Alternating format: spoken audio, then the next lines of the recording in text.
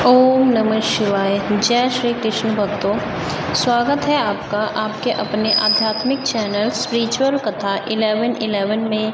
आज हम सुनने जा रहे हैं स्कंद पुराण के अध्याय 24 से कृष्ण जन्माष्टमी व्रत के महात्म्य की अनुपम कथा, जिसमें राजा मितजीत के जीवन का प्रेरक आख्यान है। ये कथा न केवल व्रत की महिमा को दर्शाती है, बल्कि भगवान श्री कृष्ण की भक्ति और कृपा से जीवन में आने वाले चमत्कारों को भी प्रकट करती है।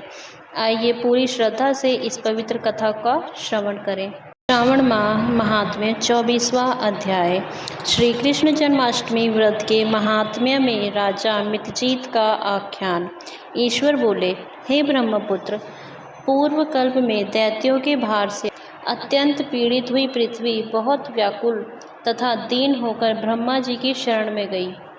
उसके मुख से वृतांत सुनकर ब्रह्मा जी ने देवताओं के साथ क्षीर सागर में विष्णु के पास जाकर स्तुतियों के द्वारा उनको प्रसन्न किया।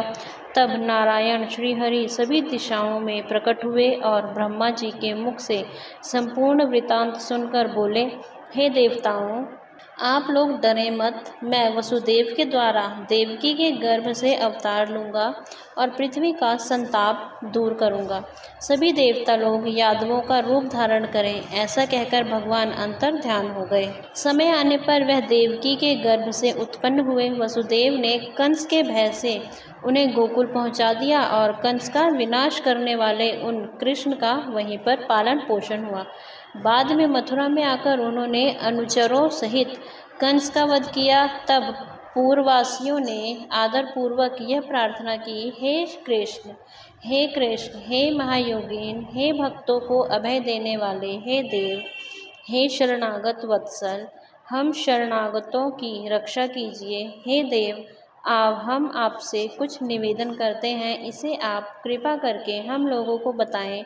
आपके जन्मदिन के कृत्य कोई कहीं भी नहीं जानता। वह सब आपसे जानकर हम सभी लोग उस जन्मदिन पर वर्धापन नामक उत्सव मनाएंगे। अपने प्रति उनकी भक्ति, श्रद्धा तथा सौहार्द को देखकर श्री कृष्ण ने अपने जन्मदिन के संपूर्ण कृत्य को उनसे कह दिया। उसे सुनकर उन पूर्ववासियों ने भी विधान पूर्वक उस व्रत को किया। तब भगवान ने प्रत्येक व्रतकर्ता को अनेक वर प्रदान किए। इस प्रसंग में एक प्राचीन इतिहास में कहा जाता है, अंग देश में उत्पन्न एक मितजीत नामक राजा था।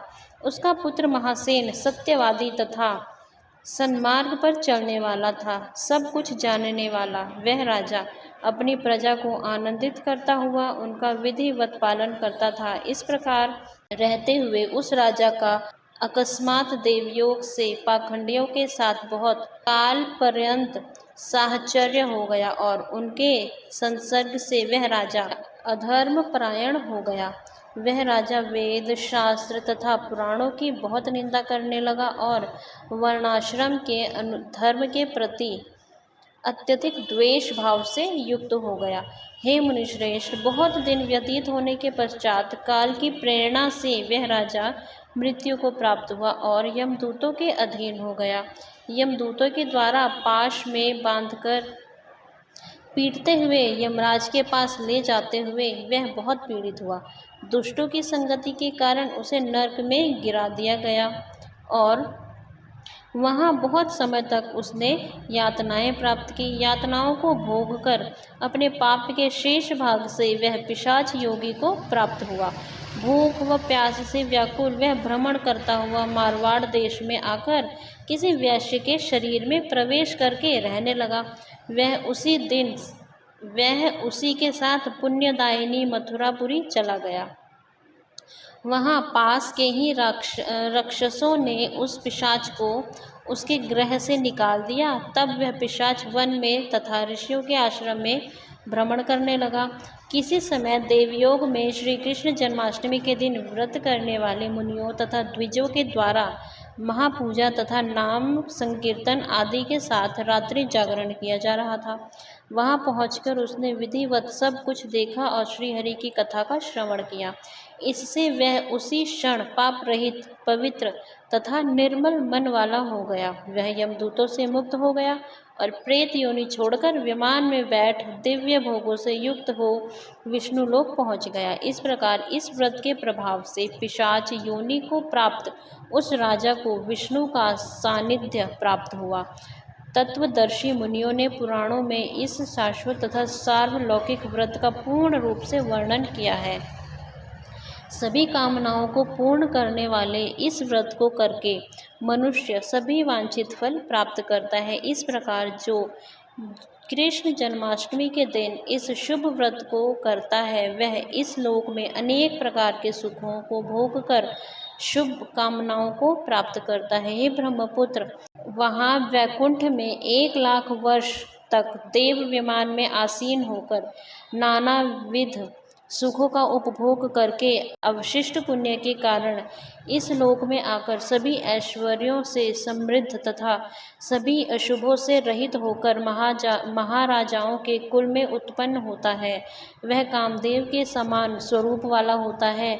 जिस स्थान पर कृष्ण जन्मोत्सव की उत्सव विधि लिखी हो अथवा सभी सौंदर्य से युक्त श्री कृष्ण जन्म सामग्री किसी दूसरे को अर्पित की गई हो अथवा उत्सव पूर्वक अनुष्ठित व्रतों से विश्व सृष्टा श्री कृष्ण की पूजा की जाती है, वहाँ शत्रुओं का भय कभी नहीं होता। उस स्थान पर मेघ व्यक्ति की इच्छा करने मात्र से वृष्टि करता है और प्राकृतिक आपदाओं से भी कोई भय नहीं होता। जिस घर में कोई देवकी पुत्र श्री कृष्ण के चरित्र की पूजा करता है वह घर सब प्रकार से समृद्ध रहता है और वहाँ भूत प्रेत आदि बाधाओं का भय नहीं होता है। जो मनुष्य किसी के साथ में भी शांत होकर इस व्रतोत्सव का दर्शन कर लेता है वह भी पाप से मुक्त होकर श्री हरि के धाम जाता है। इस प्रकार श्री स्कंद पुराण के अंतर्गत ईश्वर सनत कुमार संवाद में श्रावण मास महात्म्य में जन्माष्टमी व्रत कथन नामक 24वां अध्याय पूर्ण हुआ। प्यारे श्रोताओं, अगर आपको ये कथा अच्छी लगी हो तो वीडियो को लाइक करें, अपने मित्रों व परिवार के साथ शेयर करें और ऐसे ही पौराणिक कथाओं के लिए हमारे चैनल स्पिरिचुअल कथा 1111 को सब्सक्राइब ज़रूर करें। कमेंट में जय श्री कृष्ण लिखकर अपनी भक्ति प्रकट करें। फिर मिलेंगे एक नई पावन कथा के साथ। तब तक भगवान श्री कृष्ण की कृपा आप सभी पर बनी रहे। जय श्री कृष्ण। हरि ओम। ओम नमः शिवाय।